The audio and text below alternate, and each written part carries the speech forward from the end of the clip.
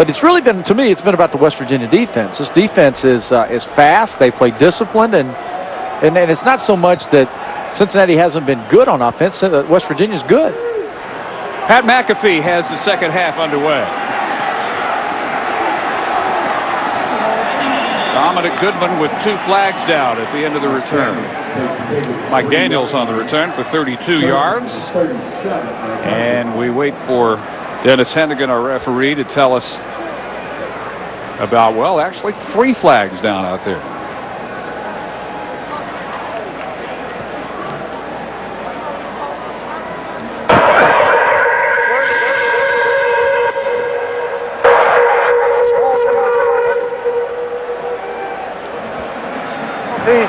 First down. All right, well, you get the gist of that anyway. Something like that. They were holding. How much of this is just the fact that Cincinnati's so young? We talked about the fact they start 5 true freshmen on defense. Is that just too much to overcome? West Virginia's young, too. You know, the difference here, I think, is that West Virginia has had some success, and that they are really feeding off of that. And when you got a guy like Pat White who's stretching that defense and Slayton in the backfield, it's just too much pressure for Cincinnati. Cincinnati's a good, talented football team, and there are a few plays in this game. Had they gone a little differently, perhaps Cincinnati's not so far behind. Well, they start 1st and 10 at their own 16-yard line. And as they have most of the night, they start on the ground as we check in down below with Holly. Antonio told me at halftime that what he challenged his players to was to make some explosive plays. He said, we did a good job with 4-yard, 5-yard gains, but there weren't any big explosive plays that helped us gain momentum. That's what they'll try to hit here in the second half. For Rich Rodriguez, he told his players, this is exactly what he told them last week at halftime when they had a big lead on UConn. We've been here before. Louisville came back on us. We cannot allow that to happen, so they are going full speed ahead. Gain of 2 for Glodar on 1st down. Glodar maybe for 1 on 2nd down, and they set up another 3rd and long. Cincinnati looking for its first big play. First 10-plus yard gainer would be a good start as they try and cut into this huge deficit. Well, trying to get a big play on 3rd and 8 is not easy to do. It needs to happen more on 1st down. They need to change it up a little bit and go away from the tendency of running the ball on 1st down. And I just said the 1st down average has been 2.4 for Cincinnati in this game. Straight drop by Grutza. Steps up against the heat, and hanging on for the catch is Jackson. He got waylaid by Jamal Adai, but hangs on for 16 yards, and they finally have their first big play. And Jackson comes up with the big play finally, throwing it down the field. And you know, you have to wonder, first of all, is Grutza in front and beyond the line of scrimmage when he threw that football? But beyond that, receivers now need to talk on the sidelines at Cincinnati and say, hey, we're going to get hit. We're going to get hit when we have the ball in our hands in the secondary, but make the catch. 1st down. Roots on the play fake. Well, this has happened time and time again. He's been forced to scramble. He's got the quick feet to do it, and he had Brent Selleck, his tight end, open maybe for a catch and run of 20 or 30 yards if he doesn't airmail it. Man, that guy can move in the pocket, can he? You talked about his basketball court savviness, and he was a point guard. That really is coming into play, and that needs to be an asset they use more. He needs to use that. And that little dump pass that you're mentioning there, that's a huge weapon for them. You see 11 completions, but less than 6 yards per completion. Pat White's averaged 16 plus for his 5 out of 8 through the air. Bradley Glodar again. Not highly recruited, despite the fact he played for a highly successful high school program here in Cincinnati. 2 Division I state championships at Elder High School. 39 wins, only 4 losses in his high school career. And again, fits that profile of a local recruit. Mark D'Antonio and his staff hoping to make Cincinnati in general and the state of Ohio a consistent, fertile recruiting ground. Grutza falls on his own fumble on the safety blitz caused by Eric Witz back at the 29-yard line. Mountaineer defense keeps the blitzes coming. This redshirt freshman quarterback Grutza Doesn't panic that time, really. No, he doesn't. But you see the blitz coming 41, and if nobody's there to pick him up, then there has to be a hot route. Somebody has to be open in the flat, which is where he was trying to go with the football. I'd move the pocket next time they get the ball. I'd start putting that young man on the corner, seeing what he can do. Chet Irvin on the punt return. It's Vaughn Rivers. And Rivers returns to about the 48-yard line, just a 30-yard punt. Rutza has had the heat coming at him all night and almost turned that one over deep in his own territory. Yeah, but Haruki Nakamura stays in despite the fact that 3 of his own guys rocked him.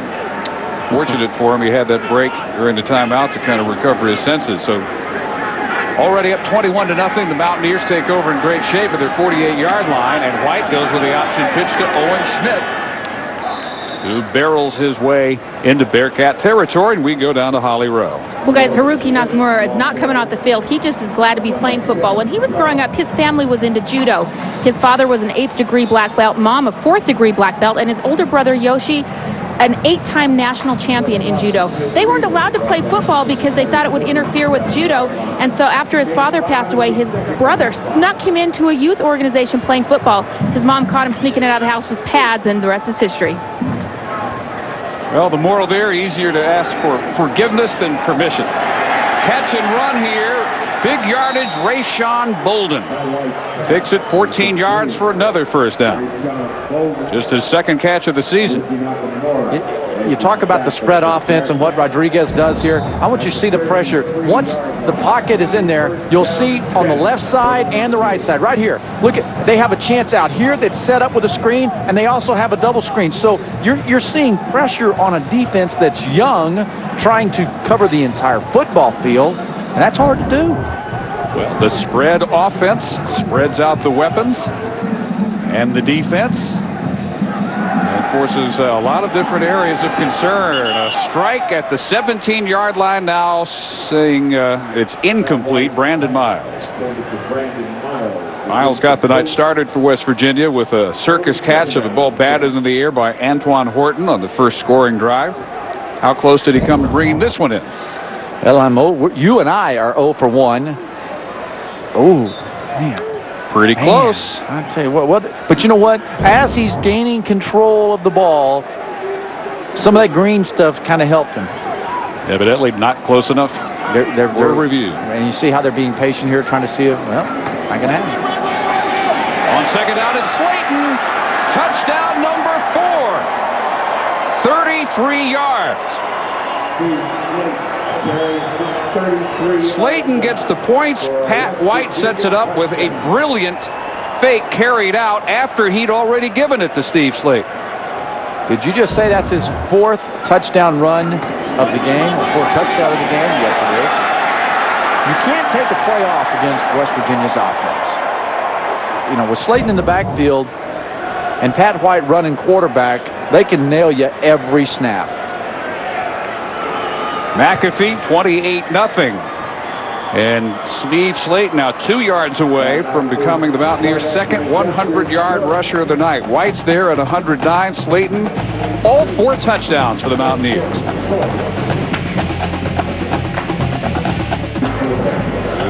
Really put Cincinnati basketball on the map some 45 years ago or so. Steve Slayton now within 2 touchdowns of his school record and Big East record set just 2 games ago. 6, but it took triple overtime to get 6 against Louisville. He's got 4 tonight with still less than 5 minutes gone in the 2nd half. So after really only becoming a consistent member of the tailback rotation really at about the 4th game of the season, mid-season to be sure, Slayton has now scored 12 touchdowns, 11 of them on the ground, 1 on a catch. And is 2 yards away from his 3rd 100-yard game in his last 4. Probably would have had it against UConn last week had he not suffered a hip pointer, missed the 2nd half. And for more, let's go down to Holly Rowe. Well, guys, Steve Slayton's mom, Juanita, swears that he was fast from inside the womb, and I'm not kidding about this. She went in for a doctor's visit, and the doctor was trying to get the baby's heartbeat, and the baby just kept scatting back and forth, and he was having a hard time getting that heartbeat. His mom said, the doctor said, hey, this baby is going to be a track star, and it was true. When he was a little boy, they would actually have to try to corral him in the house to discipline him because no one person could catch him. They'd have to gang up on him, and tonight it looks like they need to gang up on him too. Yeah, she said this was a baby who did not want to be held. He was on his feet early. Swing pass. Greg Moore. Out of one tackle. This may go for a while. Moore to midfield. Akeem Jackson finally catches him after a catch and run. Mostly run of 29 yards. Just his 4th catch all season. So they finally get a big play offensively, and it's on first down. And Moore on the outside is a good, big, solid runner. He had the fumble earlier, right? But we kept saying, give him some more opportunities. And the downfield blocking was there as well. And so, nice execution. Cincinnati is such a young football team. They have to try to play the rest of this game and execute and try to see how they can play for the 4th quarter. So from the 50, first down, play fake Grutza. Looking deep middle.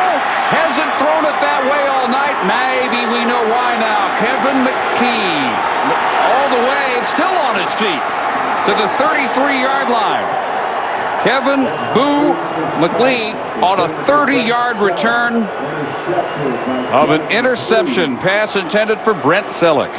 It just looked like there were so many white jerseys that had dropped back into zone coverage, and McLee was almost in a little bit of a right back. You see 43 in the middle of the screen, dropping straight back. And the interception, it's almost as if the quarterback didn't see him. Well, and you can see why McLee was able to zone in on Grutza, because he zoned in on Selleck. Never looked anywhere else. McLee read the eyes. Got the pick and sets him up at the 34-yard line. Back to work goes Slayton. And bangs for about 8 or 9 yards to the 25. And now he's over 100 and 107. White's at 109 on 7 carries. Slayton is at 107 on 16 carries, 4 of which have gone for scores. And down the Bearcat defender. Kevin McCullough, their middle linebacker, who was one of the heroes in the victory at Syracuse. In fact, the Big East Defensive Player of the Week. Had the game-winning fumble return for a touchdown in the 4th quarter against the Orange. Junior college transfer from Grand Rapids Junior College from Hudson, Ohio. Kevin McCullough, a walk-on. You know, let's go back and take a look at Dustin Grutza and what he's done, and you're going to see that when the play develops, you got to take what they want to give you. You know, you got to read it and see. Right now is where the ball should be coming out in here. You know, trying to force the ball down the middle of the field, it just doesn't work. You know, you've got to work and manage it. You can't force the ball down the field, and that's what Grutza will learn when he goes into the meetings, that managing and taking and chipping away is okay.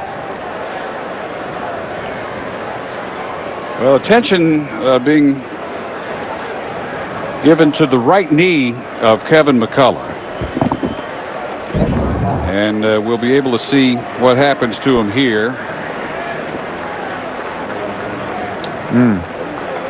As he brings down Steve Slayton at the 25-yard line. Better angle here. That knee just comes out and gets bent as he has to reach up and make that tackle. But the more he walks, the less he limps, so that's encouraging. Meanwhile, a 2nd and 1. Mountaineers go from the eye. And the fullback Schmidt quickly into the secondary and upended at the 14-yard line by Cedric Tolbert after a gain of 11. An unstoppable West Virginia rushing attack now at 246 yards.